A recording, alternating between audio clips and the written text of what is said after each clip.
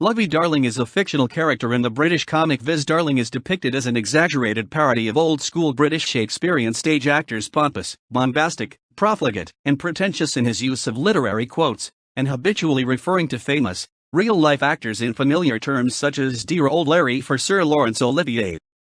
Darling's name is a pun on the insincere and over-affectionate terms, Luvvie, and Darling that actors and actresses are stereotyped as employing with each other. Career. Resting.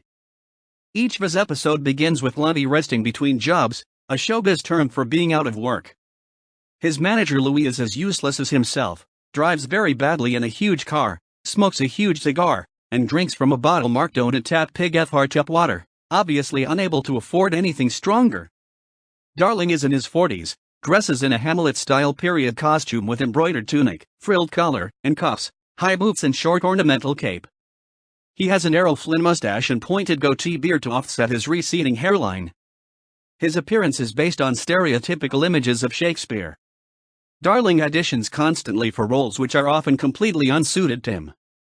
In one strip, a director casting for Romeo and Juliet was hard put to convince Luvvie that the role of Romeo required a man half his age. General character. Darling's ludicrous ham acting style and overbearing personality result in him gaining only bit walk-on parts at best. At worst, his only theater employment is cleaning the theater's toilets. In several episodes, Darling ends up having to perform in pornographic films, yet he often has trouble remembering his lines and so has the need for a prompt from a lowly stagehand. In one episode, to his delight, he is offered the leading role in Cyrano de Bergerac, and goes all out to produce himself as the ideal leading man, complete with a huge nose. However, when he appears, it turns out that the role he thought he was in is actually to play the opening role on the kettle drum for the opening announcement. He passionately believes in promoting the cultural value of theater, is ecstatic at any chance to show off his self-proclaimed and utterly non-existent acting talent, once even in a prison, where he comes horribly to grief.